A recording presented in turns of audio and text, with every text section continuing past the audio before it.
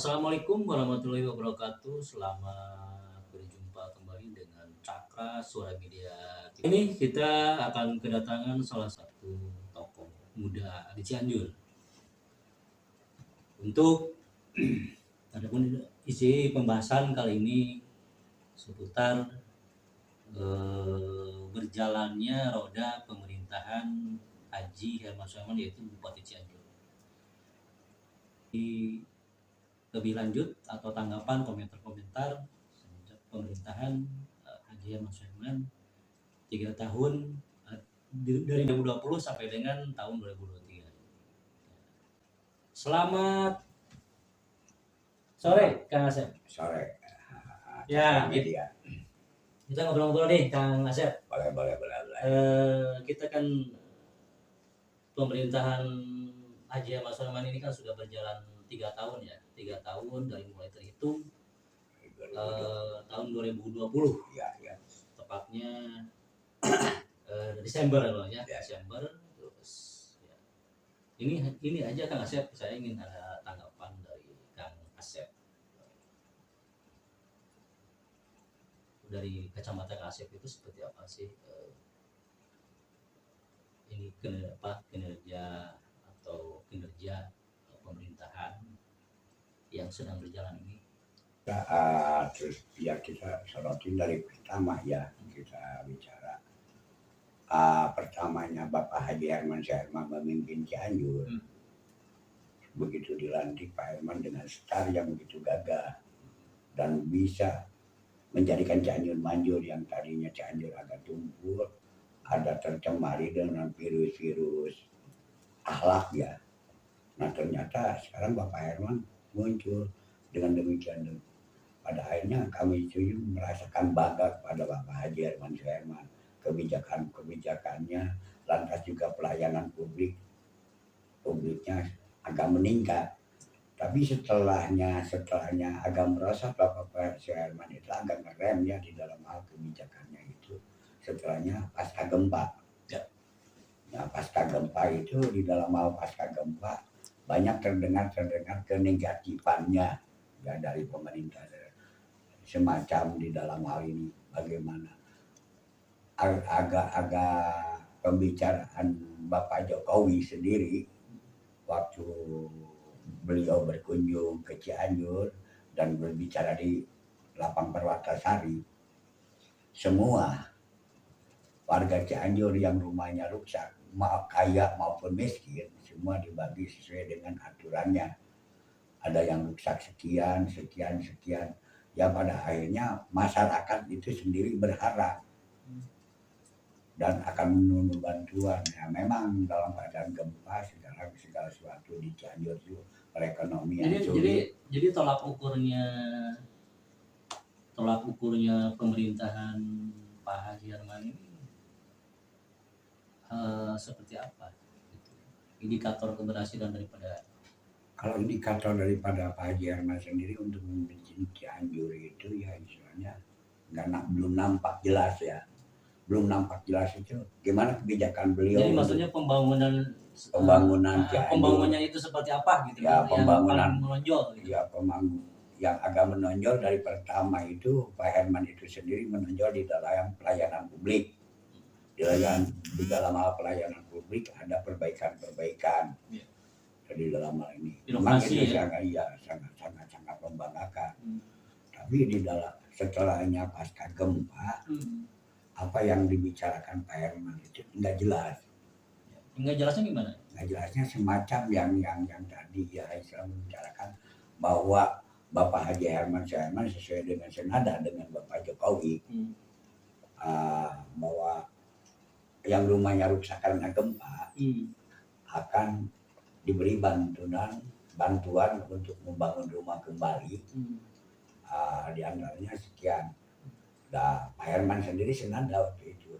Tapi setelahnya ada pertemuan ya tanggal berapa ya dengan di simpang siuran kembali.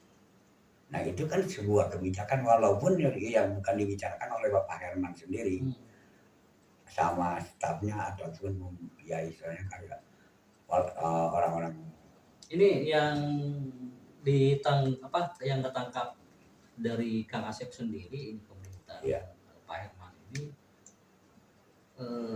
salah satunya kan ada sebelumnya menjadi itu kan ada koalisi ya. Iya.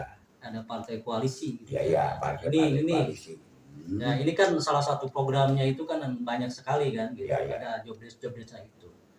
Menurut Kang Asep ini koalisi ini mulus apa tidak nih Kang Asep? Partai koalisi di sini ya, saya kira di sini hanya partai koalisi hanya secara politik saja ya. Secara politik. Yang kebijakan itu nggak menampakkan dirinya sebagai koalisi. Jika seandainya berkoalisi, partai koalisi, jika seandainya Pak Herman agak melenceng koalisi yang akan berbicara membawakan aspirasi masyarakat. Tapi ini nggak nampak di Cianjur apa, mana partai koalisinya, mana yang akan dikatakan bah sampai Bapak Herman sendiri jangan sampai salah jalan gitu. Ini yang mesti berbicara partai koalisi. Jadi menurut Kang Asep partai koalisi ini gimana nih? Menurut saya untuk di Cianjur partai koalisi itu diam-diam saja. Atau mungkin tidak itu kan sebelumnya yang namanya partai koalisi itu kan membangun suatu sistem ya. Ya. Membangun suatu sistem yang tatanan di Cianjur. Ya. Itu salah satunya kan ada partai koalisi. Iya. Beberapa partai lah, partai yang dicanangkan seperti itu kan. Jadi pembagian salah satu program gitu kan, programnya untuk misalkan partai A ini, gitu kan, partai B ini, partai B ini kan seperti itu kan. Tapi menurut Kang Asep ini, ya kan gini ya, timnya partai koalisi itu jangan sampai kebijakan Pak Herman bablas, bisa rem gitu. Ada partai koalisi, jika seandainya agak kebablasan Pak, ini partai koalisi yang masih berbicara tentang itu supaya Pak Herman tidak terlalu kebablasan, dan gitu.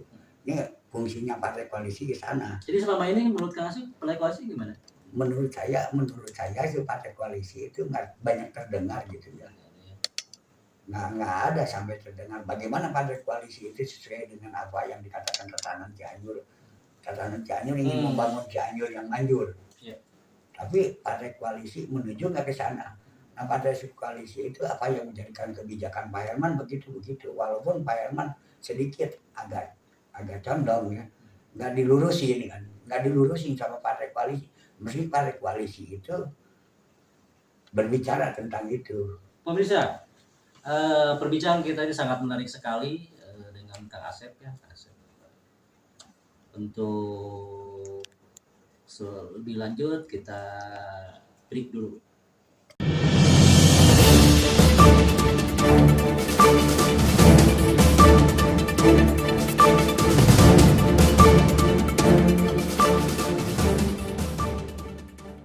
Sementara ini ya di Kabupaten Cianjur sendiri partai-partai koalisi itu enggak memposisikan di posisinya.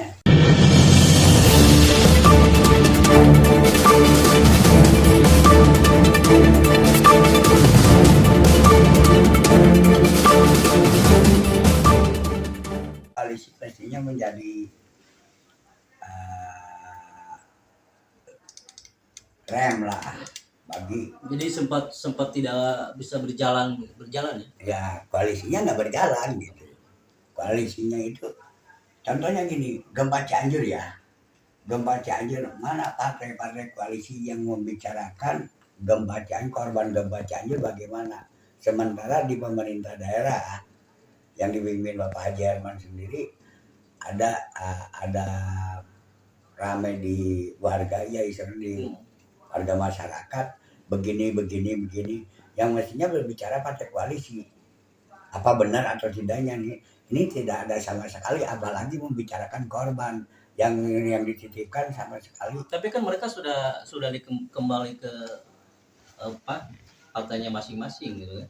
Ya bukan diharapkan oleh kita sebagai warga Cianjur, itu bukan kembalinya ke partai, itu kembalinya ke partainya. Jadi membangun suatu rencana, membangun warga, ya istilahnya dikatakan membangun Kabupaten Cianjur, bagaimana harus maju lagi pasca gempa itu.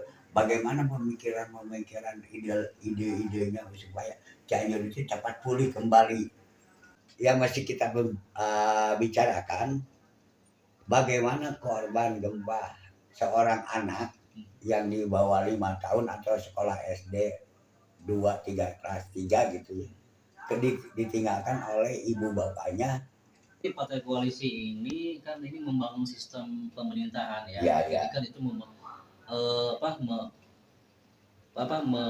mengumpulkan komitmen untuk membangun Cianjur kan, Ya, ya, koalisi itu. Ya. Tadi seperti dikatakan Kang Asep bahwa ini tidak timbul gitu kan. Ya. Nah ini Kang Asep mengenai kebijakan ini gimana nih, kebijakan pemerintah dalam ini Bupati Cianjur nih, kebijakannya ini sudah tepat apa tidak sih? Ya kalau dikatakan tepat ya enggak gitu ya, dikatakan tidak ya memang ada satu gerakan, contohnya kemarin di dalam menanggulangi bencana memang cepat. Boleh dikatakan cepat lah. Ini kehebatan Pak Hermannya ini. Dia bertindak, dia ini dengan kebijakan Pak Herman terus aja di sini. Pada akhirnya warga itu bisa teratasi. Ya pada ini. Tapi kebijakan itu nggak berlanjut itu nggak dipikirkan gimana ini anak yatim piatu korban bencana itu, apa mereka itu mengeluh tadinya teriak minta jajan sama ibunya bapaknya sekarang udah meninggal karena gempa, karena ini sekarang ke siapa?